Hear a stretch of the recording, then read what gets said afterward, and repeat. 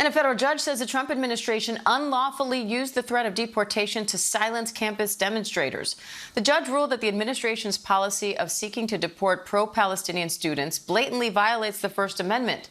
The judge also found that the deportations were intended to strike fear and punish political speech. ABC News legal contributor, professor at Hofstra Law, James Sample, joins me now for more.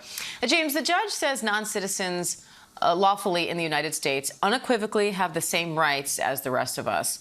How significant is that, and what does it mean for those arrested in these protests? Diane, it is significant, and that particular aspect of the opinion is just reinforcing what has long been the case. It's not true in every single context, but the First Amendment does apply to individuals who are in the United States, if they are in the United States legally, and these individuals they were on student visas and in situations like that.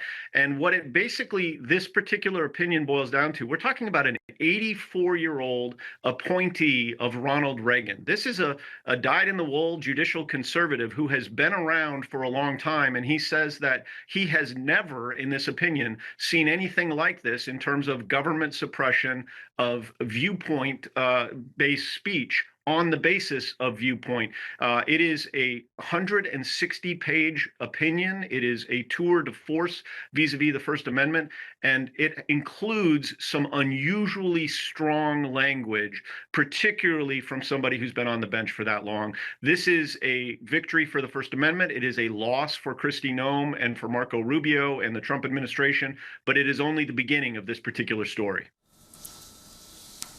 This is one of the most blistering rulings since Trump took office. What sort of precedent could this set? It is absolutely, Diane, a blistering ruling, and certainly one of the most persuasive, most powerful rebukes of the administration since Trump took office. But it is just a federal district court ruling. The next step involves the discovery process. And the judge said after a 9-day bench trial, he has yet to see evidence that there was any basis for the administration to do what it did apart from viewpoint-based discrimination.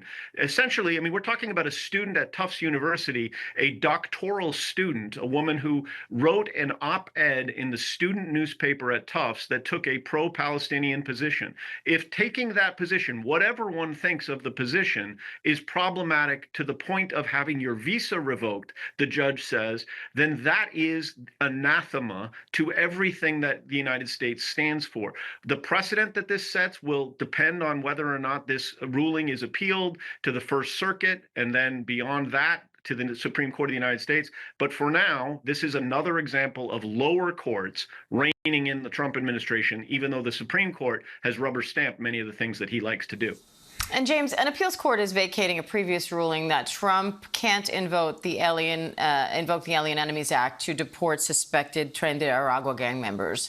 Now that full court will rehear the case, and it's expected to make it all the way back to the Supreme Court. What are you watching for there? I think that there's very little question, Diane, that the Supreme Court will have to take this case up again. It took it up on a shadow docket emergency appeal basis earlier in the year and basically punted. It said that individuals are entitled to due process, but the Supreme Court stopped well short of demanding any particular action be taken in an immediate sense. The question of whether the government can simply declare that someone is an alien for purposes of the Alien Enemy Act without due process is about as fundamental to due process as you can get. All right, ABC News legal contributor James Sample, thank you. Thank you.